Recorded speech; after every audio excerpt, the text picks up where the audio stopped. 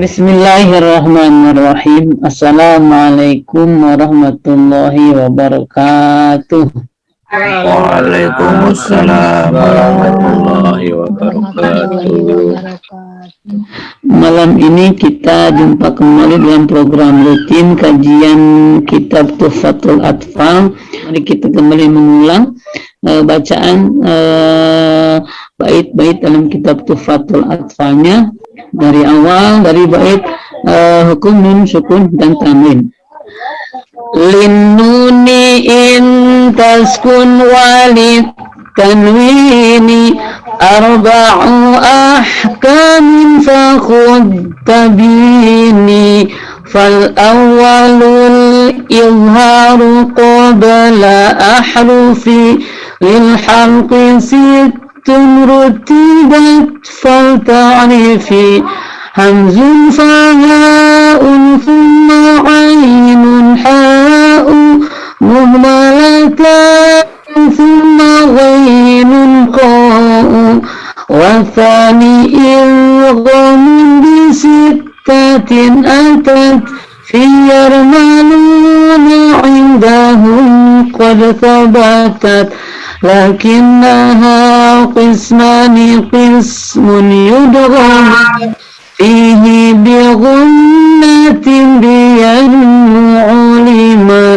illa idha kana bikilmatin fala tudghum kadunya thumma sinwanin tala wa thani ilghamun bighairi ghunna fil lami wa thumma karriranna wa thalithul iqlabu 'indal ba'i miman bihunnatin ma'al ifa'i warrabi'ul ifa'u 'indal fadili minal hurufi wajibul fadili fi khamsatin min ba'di 'ashrin ramzuha fi kilmi hadzal baiti mantuha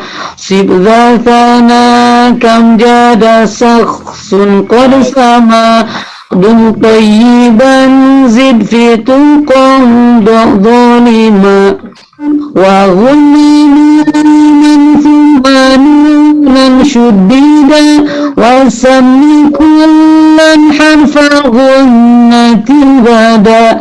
Allahu a'lam. Baik para jamaah, dari bait ke-6, temanya ahkamun nuni, hukum-hukum nun, as-sakinati yang sukun, wa tanwini dan hukum tanwin. Linuni untuk nun, inbaskun jika sukun, wali tanwini dan untuk tanwin, arba'u ahkami, itu ada 4 hukum. Fakhud, silahkan ambil tabini penjelasanku. Fal awalu yang pertama, al-idharu adalah idhar. Qabla ahrufi, idhar itu jika nun sukun sebelum huruf lil halki, huruf-huruf halak. Jadi maksudnya idhar itu terjadi jika nun sukun atau tanwin itu hadir sebelum huruf-huruf tenggorokan. Halak itu tenggorokan. Situn yang ada 6, yang jumlahnya ada 6. Rutibat yang tersusun, yang sudah tersusun atau yang sudah disusun. Fal ta'rifi, maka ketahuilah. Hamzun yang pertama, huruf halak itu hamzah. Tahaun yang kedua ha. Summa kemudian ainun yang ketiga ain. Ha'u keempat ha.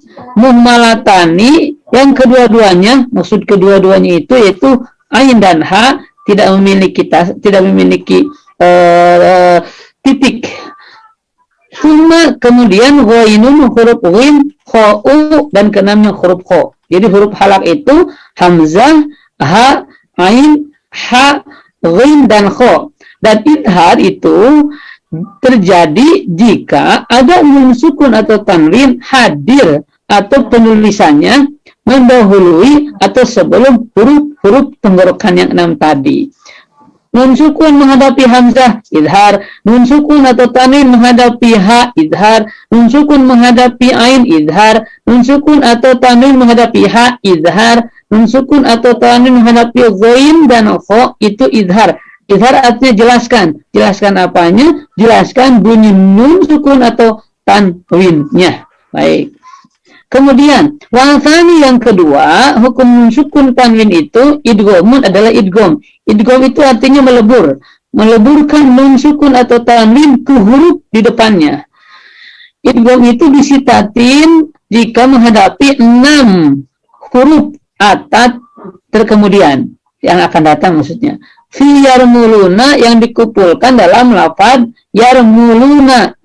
Yarmuluna itu ada 6 huruf, kan sitah ya. 6.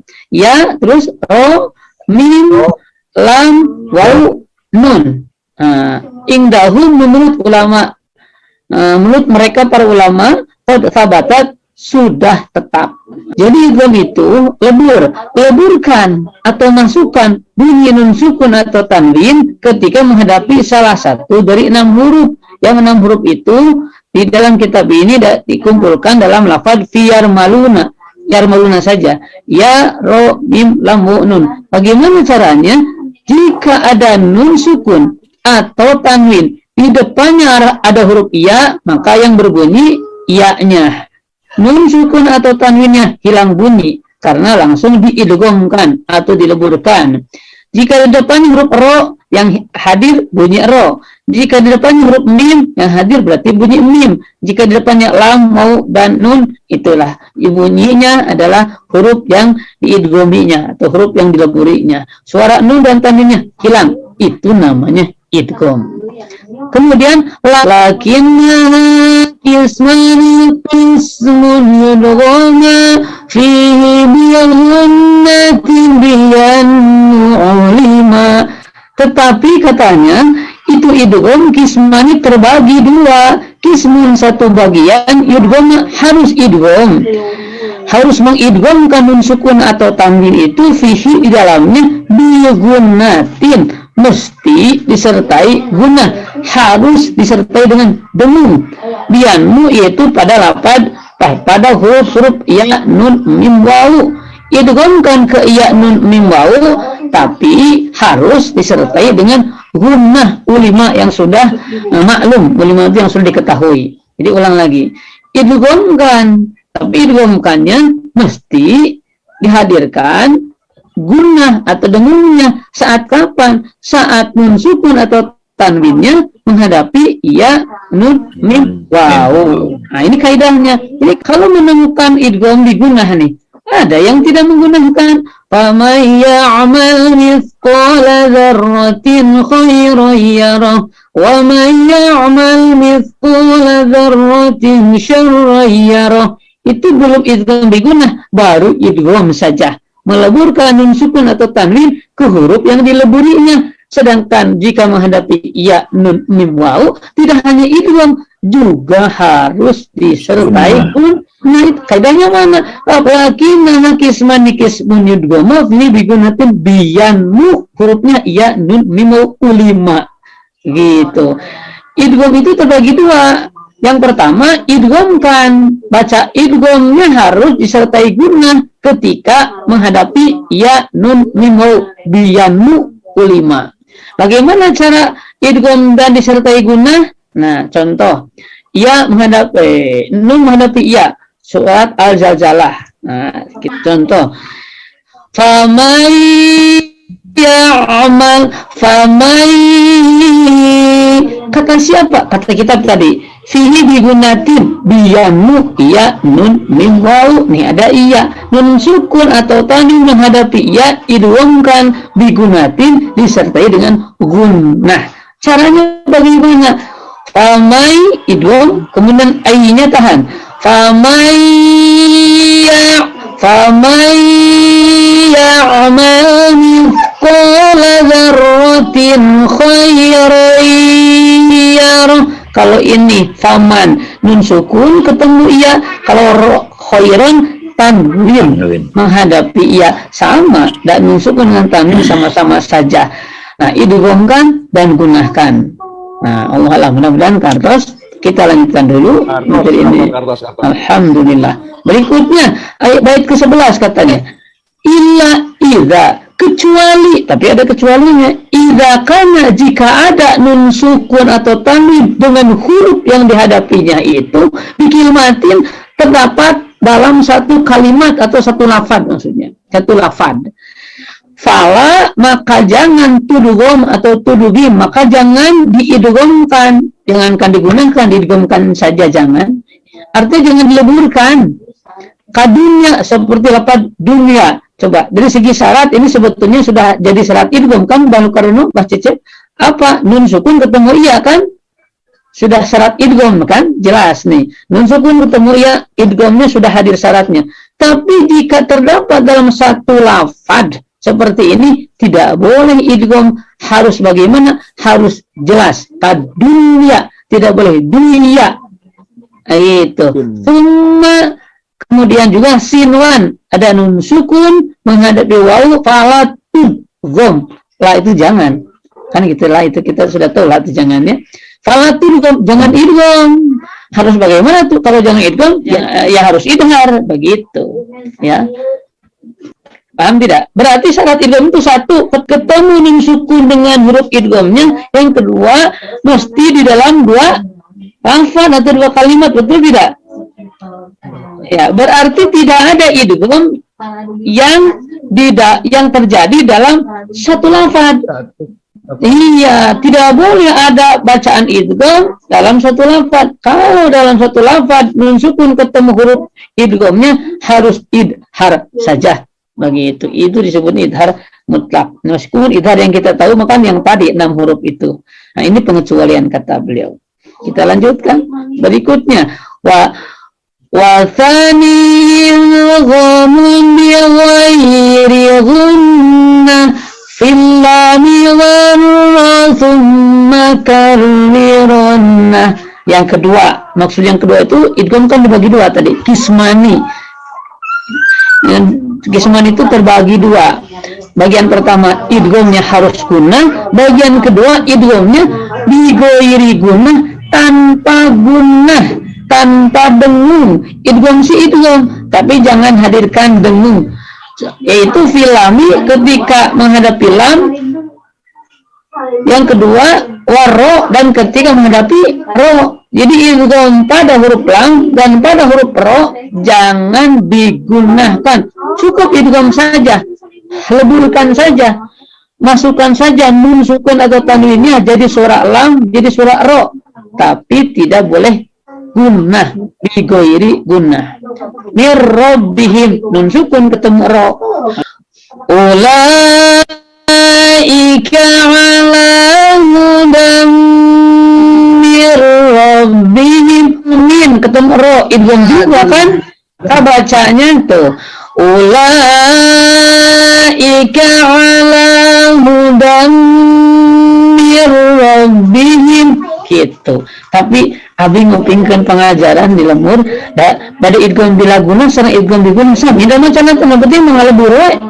Yang cekap itu kamu naon teh dibagi dua bilaguna sareng biguna, ari kemudian praktekna anger-anger lebur keneh hukum tidak dibedakan. Ya kan? Iya, ya buat apa dibedakan jadi dua kalau hanya melebur saja. Ulaika ala hudam mir rabbihim gitu. Nah, dia gitu tuh kabungkur. Begitu Pak Gubernur. Kalau TNM udah baula Pak Ustaz. Karena memang petunjuknya idgham terbagi dua, tentu saja bacanya juga mesti beda. Ini sama dalam idghamnya, tapi dalam bacanya yang satu makedah guna, yang satu mah jangan guna. Nah, itu yang barusan hudam mirobin itu dua idgham. Idgham satu ini idgham biguna, satu lagi idgham bilaguna atau bigori guna. Maka bacanya bedakan. Hudam mir rabbihim. Gitu ya. Bait ke-13-nya. Wa thalithul iqlabu indal ba'i miman bighunnati ma'al ifai wa thalithu, dan yang ketiga daripada hukum nun sukun dan tanwin itu al-iklab, itu adalah iklab. Iklab itu apa? Memindahkan suara nun sukun atau tanwin ke huruf mim. Indal ba'i, ketika menghadapi huruf ba. Miman pindahkan menjadi suara mim, digunakan disertai dengan gunnah. Ma'alifai, bahkan ini mah harus disertai dengan samar. Coba, harus pindah ke suara mim, kemudian juga digunakan, kemudian samarkan suara mimnya sampai begitu. Surat Al-Baqarah ayat 10. Walahum azabun alimum bima kanu yakdzibun. Syarat iklab itu suaranya menjadi suara mim, kemudian hadirkan gunnah, kemudian sertakan samar atau ikhfa, kan gitu. Hadirkan suara mim, kemudian gunnahkan, kemudian samarkan. Itu syarat iklab. Jadi kalau ada yang baca sekarang begini, walahum azabun alimun bima kanu yakdzibun. Itu apa yang belum hadir dalam bacaan barusan? Iklabnya. Ifa dan gunnah. Ya. Gunnah dan ifanya. Berarti satu gunnahnya belum hadir, yang kedua sama ifanya juga belum hadir. Berarti kurang tuh. Tapi kan rata-rata gitu itu mandaknya. Jadi itu. Amin. Amin di mana-mana. Amin. Saya baca ulang lagi. Walahum azabun alim bima. Ulang lagi. Alim. Gitu. Iklab itu tidak hanya pindah mim. Iklab itu adalah mendekati ke mim, ada gunahnya, ada samarnya, begitu. Tapi lamun hiji seteuing tinggal aya suara mim kecil kadinya. Itu kan ya umumnya kan gitu, lamun saya kan gitu. Harusnya Ustaz kudu dibuka-buka teh. Sudah sarapat wae kan gitu. Nah, bukan sakedik tuh alimun sakitu. Tapi kalau terlalu terbuka baru jangan alimun. Jangan itu makasih. Itu tidak jelas, tidak akan benar. Karena ikhlas, karena Insyaallah.